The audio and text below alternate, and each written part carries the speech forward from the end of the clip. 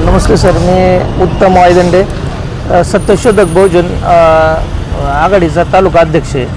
आज या ठिकाणी मी गेले 2 दिवस झाले उपोषणाला बसले। त्या अनुषंगाने काल पत्रकार पण आले होते।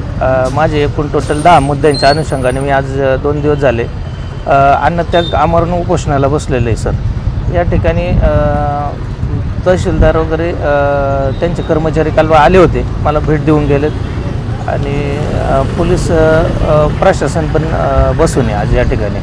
गेले 2 दिवसापासून त्यांचे व्यवस्थित सिक्युरिटी वगैरे आहे। सकाळीच मला PI सरांचा पण फोन आला होता, म्हणजे त्यांच्या कर्मचाऱ्यांचा, ते भेटीसाठी येणार आहेत म्हणून असं मला शब्द दिला त्यांनी। आणि आता माझे टोटल 10 मुद्द्यांपैकी एक पहिला मुद्दा आहे। 27 मे रोजी ज्यावेळेस एक व्हिडिओ व्हायरल झाला होता माझा, सरपंचबाईंनी मला ग्रामपंचायतमधून हकालपट्टी केली होती, त्या अनुषंगाने मी बाईट दिली होती। त्याच्यानुसार मला आज तागायत मला कुठल्याही प्रकारची त्या महिलेवरती, सरपंच या महिलेवरती गुन्हा दाखल नव्हता झाला, म्हणून त्या अनुषंगाने कारवाई होत नाही म्हणून मी निवेदन दिलं। त्या अनुषंगाने आज उपोषणाला बसले। त्या सरपंच मुजर सरपंचावरती ॲट्रॉसिटी ॲक्ट कायद्याअंतर्गत गुन्हा दाखल व्हावा, कडक असं शासन व्हावं त्या महिलेवरती। आणि काय आलं, वारंवार आमच्या तिथं कर्मचारी पण महिला आहेत, त्यांना पण लय त्रास आहे। त्याच्यानंतर इतर जे लोक आहेत आमचे आदिवासी ठाकर समाजाचे, मातंग समाजाचे, त्यांना ठराव दिले जात नाहीत। वारंवार असे वर्षानुवर्ष आम्ही योजनापासून वंचित आहे, म्हणून मी आज आवाज उठवला तालुक्यामध्ये। आणि त्याच्यानंतर त्यांनी एक आपली अभ्यासिका आली होती दलित वस्तीला, तर ती आज गेले 7 महिने झाले ती अभ्यासिका आपल्या वस्तीमध्ये बसवली नाही सर। आणि ती त्यांनी स्वतः आता त्यांच्या घरी होती, ती UPS कॉम्प्युटर वगैरे त्यांनी आता ते ग्रामपंचायतमध्ये आणून ठेवलं। मी ज्यावेळेस उच्चस्तरीय चौकशी लावली, त्यांचे गट विकास अधिकारी आले त्या ठिकाणी, त्या चौकशीच्या आदल्या दिवशी सगळ्या वस्तू आणून ठेवल्या सिस्टमॅटिक।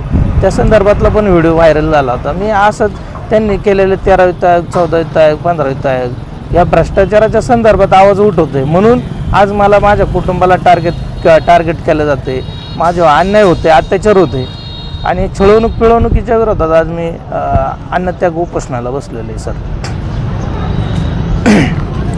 अजून मागणी काय तुमची? सर मागणी अशी आहे का 13 वित्त आयोगाची पण सखोल चौकशी, 13 14 वित्त आयोग, 15 वित्त आयोगाची चौकशी झाली पाहिजे। त्यामध्ये सरकारी गायरान 1141 मध्ये अनुसूचित जाती जमातीच्या सामाजिक प्रयोजनासाठी मुख्य कार्यकारी अधिकारी जिल्हा परिषदच्या नावाने ही सामाजिक प्रयोजनाला आम्हाला जागा मिळाली पाहिजे।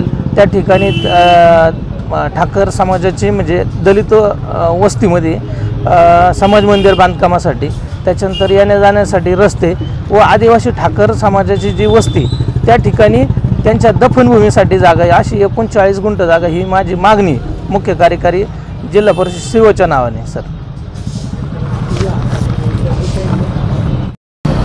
मी हरिभक्तपरायण प्रवीण महाराज लोखंडे या ठिकाणी आज हे आमचे उत्तमराव वायदंडे सत्यशोधक बहुजन आघाडीचे जुन्नर तालुका अध्यक्ष यांनी हे जे उपोषण या ठिकाणी सुरू केलेलं आहे, खरं म्हणजे खऱ्या अर्थानं हा बहुजन वर्गातला एक माणूस समाजाच्या न्याय्य हक्कांसाठी या ठिकाणी बसतो। आणि म्हणून आम्ही लहुजी राष्ट्र सेनेच्या वतीनं या ठिकाणी त्यांना पाठिंबा देण्यासाठी आलेलो आहोत। पेमदरा गावामध्ये अनेक वेळेला अनेक चांगल्या सामाजिक विकासाच्या कामांच्या संदर्भात आमचे उत्तमराव वायदंडे चांगलं काम करत असतात। समाजावरती अन्याय अत्याचार होऊ नये किंवा समाजाची विकास कामं व्हावीत या दृष्टिकोनातून त्यांचा नेहमी प्रयत्न असतो। आणि त्या माध्यमातून आता हे जे प्रकरण आहे, तर मी असं पाहिलं आहे की तिथल्या पेमदरा गावच्या सरपंच या महिला असून त्यांनी त्यांच्या प्रपोजलच्या बाबतीत थोडीशी टाळाटाळ केलेली आहे।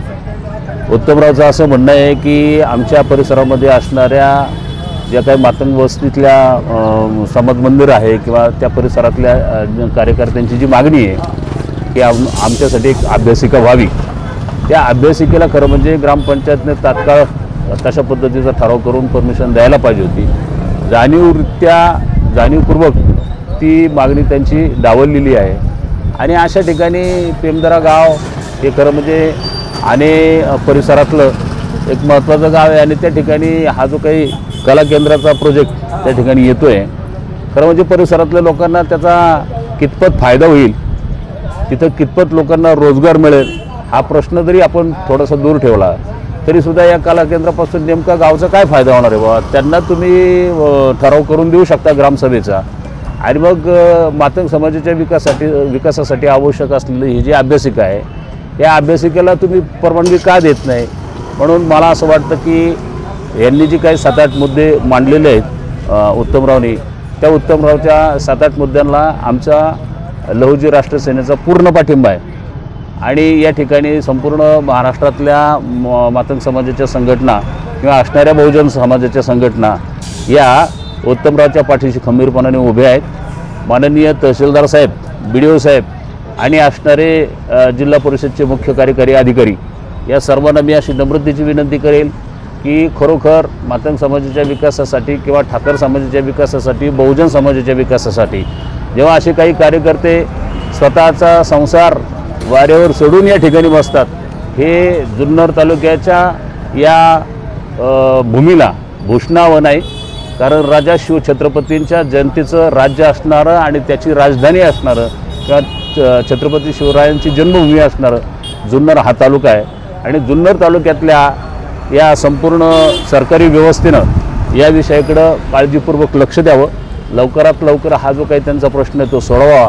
समाजावरती वेळोवेळी होणारे अन्याय अत्याचार जे आहेत त्या संदर्भात शासकीय यंत्रणेनं सतर्क राहून 100% उत्तमरावांची मागणी मान्य करावी आणि जर अशा प्रकारच्या ग्रामपंचायतचे सरपंच जर त्यांच्यावर काही अन्याय अत्याचार करत असतील तर 100% ॲट्रॉसिटी त्यांच्यावरती दाखल करण्यात यावी एवढी मी 100% मागणी करतो. थांबतो. जय हिंद.